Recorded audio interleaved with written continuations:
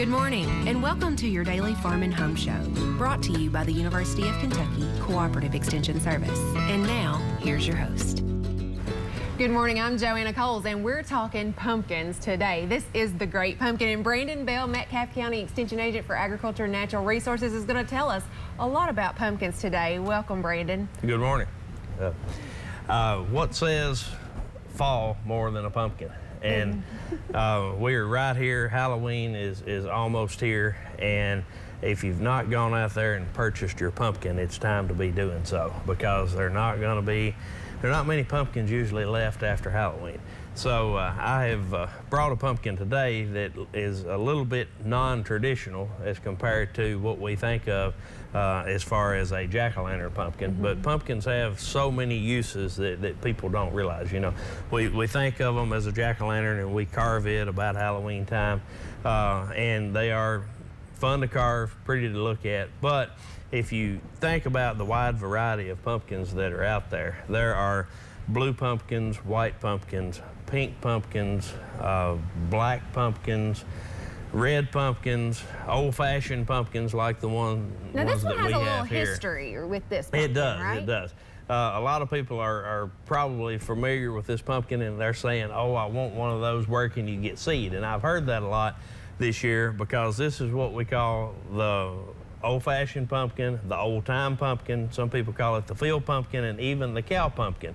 And what this is called an autumn buckskin, and it obviously gets its name by its color. It's a buckskin pumpkin instead of your traditional orange. And people used to grow these years ago, and I've heard grandparents and even my parents talk about people would put them in the corn planter, and when they would plant their corn, some of the pumpkin seed would end up in the row, and they would grow as a companion crop, and those vines would wrap around the corn. And when you went out to pick your ear corn in the fall, then you picked your pumpkins up. You either took these pumpkins inside.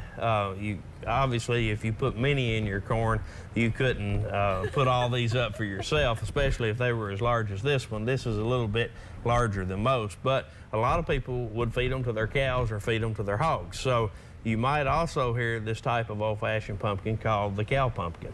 Now this, you said it was 50? This weighed 58 pounds, yes. And a jack-o'-lantern pumpkin this size would not weigh near that, and it's because of the thickness of the wall. For those of you that carve jack-o'-lantern pumpkins, most of the inside of that pumpkin is hollow, and it has a really large seed cavity. Well, this pumpkin is not quite solid, but it's almost, and it has really thick walls, and it has a very small seed cavity. So this would make a lot of pumpkin pie. It would make a lot of pumpkin pie, and the thicker the wall on the pumpkin, the longer it will keep. So this pumpkin, if somebody wanted to keep it in a basement or at least in a climate-controlled area, this pumpkin would keep several months, maybe 9 or 10 months. I have actually kept a jack-o'-lantern pumpkin, uncarved of course, from October to the following June. So these things right here, they store really well. We don't have to just forget about pumpkins once Halloween is over, because what's coming right after Halloween? Thanksgiving. What says Thanksgiving besides turkey more than a pumpkin pie? So why not have fresh pumpkin? But you know, a lot of people don't do that anymore. They go to the grocery, they buy the canned pumpkin. They do. You can get canned pumpkin, and what is in your canned pumpkin is very similar to this. Okay. 85% of the nation's canned pumpkin is grown in Morton, Illinois, and it's grown for Libby's. And what does that tell us? If they have a weather condition, or if they have a situation where pumpkins don't do well that year, since we've got 85% of our eggs in one basket, if they have crop failure, what are we going to do? We're going to have to eat sweet potato pie instead of pumpkin pie for these holiday events. But in a can of Libby's canned pumpkin, what's in there? Do you know what's in there? Pumpkin. Pumpkin. It says ingredients, pumpkin. And what's in there is the Dickinson field pumpkin, and this is a hybrid of that pumpkin.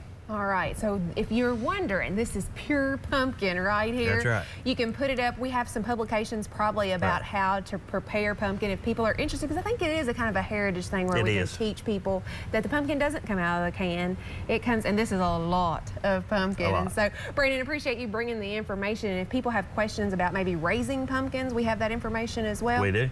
All right. Well, we hope that you have a happy Halloween. If you don't have your pumpkin, go get your pumpkin. Put some up for Thanksgiving like Brandon talked about. We appreciate you being on the show and appreciate you watching. If you have questions about today's topic, please call the Warren County Extension Office at the number on your screen. Thanks for watching and have a great day.